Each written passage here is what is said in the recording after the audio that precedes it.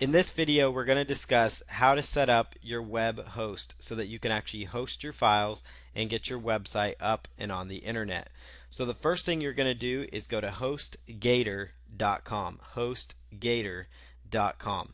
So go right on over to hostgator.com. It's going to look like this when you get there, and I'm going to take you through the process here of comparing your web hosting options so that you understand which web host you should go with and the pros and cons of each one. So go to hostgator.com, and the first tab you'll want to click on is web hosting. You're going to see several options up here at the top for web hosting. The first one is web hosting. That's where you're going to be, especially if you're just starting out. Reseller hosting, just so you understand what that means. Reseller hosting is so you can actually have a client management tool, so you could actually host websites for other people. So if you happen to have like a web design business or a local business where you want to actually host websites for local people, you could actually choose the reseller hosting option. VPS hosting is another option. VPS is just another, it's more of a dedicated server. It's a lot more expensive depending on the direction you go compared to normal web hosting. Then there's dedicated servers, which is the highest amount. Especially if you're starting out, you probably aren't going to necessarily need to go this direction. So you'll be just fine actually starting out with the web hosting. But dedicated servers is, just so you know, it's basically you're the only one on the server. It's got its pros and cons. Of course, one of the cons is it's expensive. One of the pros is it's more private. You can do a lot more with it. As far as setup of it, it can be a little more complicated to get going with. So generally, if you're brand new, setting up your very first website, and I know a lot of people that make a lot of money on the internet, and all they use is the web hosting, the most basic web hosting. They don't go with dedicated, reseller, or VPS hosting. So that's what those are. I wanted to point those out so you aren't confused when you get to HostGator as far as your different web hosting options. So the first thing you want to do, again, once you're at HostGator.com, choose web hosting. This is also referred to as shared hosting as well. You can go over here and pick your different options. I will go over each one with you. The Hatchling plan, that is for, like it says here, a single web domain. So that means if you're only going to have one website, that's the plan you would go with.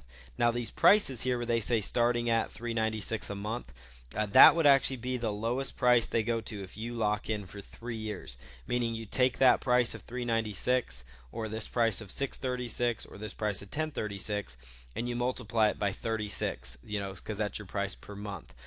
So that's kind of what that price structure means. So you get a better price break if you buy them in bulk, especially if you're starting out, you're on a budget.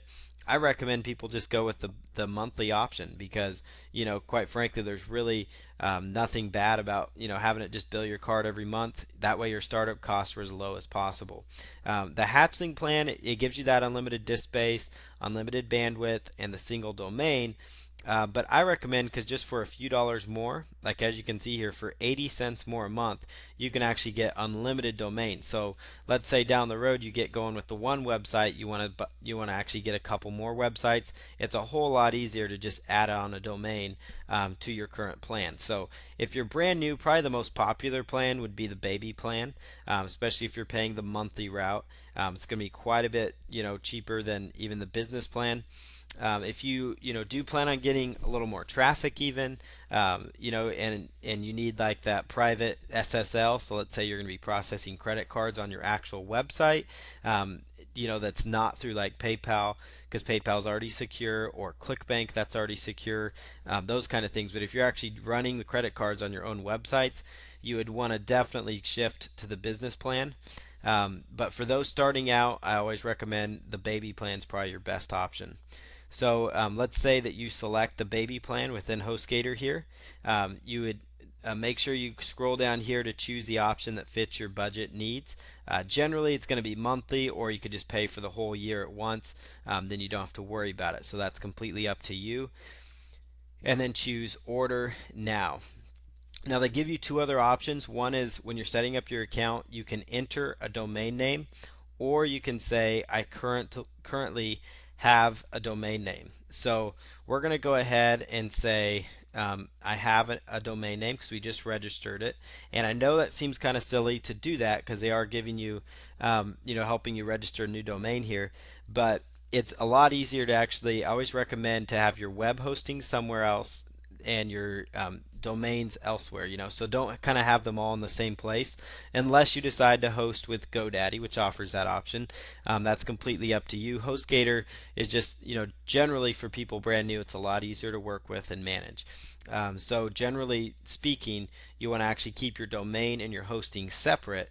That way it's a lot easier, especially when certain services can get hacked and different things like that. So it's good to kind of have them separated. So you're just going to put in the domain that you just registered. So shoulderpainresource.com, or if you already have a domain registered, obviously you would just put that in here. And then at this point, you're just going to go ahead and choose the package that you want to go with. So you're going to choose Hatchling, Baby, or Business. So we're going to choose Business. And now here's one thing to keep in mind with HostGator that I definitely want to point out is that when you are going in this direction as far as the billing cycle goes with HostGator, and they have some sort of promotion running, sometimes they have 30% off for like the spring or summer, sometimes it's 20% as you see right now. It's going to only take that percentage off your very first bill. So if you do want to take advantage of the discount, I would recommend at least getting the web hosting for 12 months because you're going to save 20% off the $120 rather than just 20% off the first bill of $9.95. So that's kind of a tip to actually save you some money if they do have a promotion running like they do here. Because if you just pay for this 1 month, you're actually only going to pay $7.96, I think it was, is what it was showing. So you're going to save 20% on your first bill. But if you go this direction, the 12 months, you're actually going to end up saving quite a bit more. So you're going to end up saving about $25, $30 for the whole year. So that's a lot better option to go with, and that's up to you. Put in your username, choose a security PIN, and then put in your credit card or PayPal information so that you can lock this in. You don't necessarily need to add SiteLock. You can choose that. GoMobi website builder. That's an additional add-on of $4.95 a month. Unless you're going to be doing a ton of mobile, you may want to just skip that because there are some other mobile builders out there as well. So let's go down here, and then yep, we'll go ahead and select that. We're going to take off the site lock, and so this is like your first bill due is $7.96, and if you decide to go with, like, let's say the 12-month option, it's going to actually save you $23.88 instead of $2 or whatever it was. So you decide how you want to do that, but that's how you set it up. Then just choose create your account, and that's going to automatically create your web hosting account.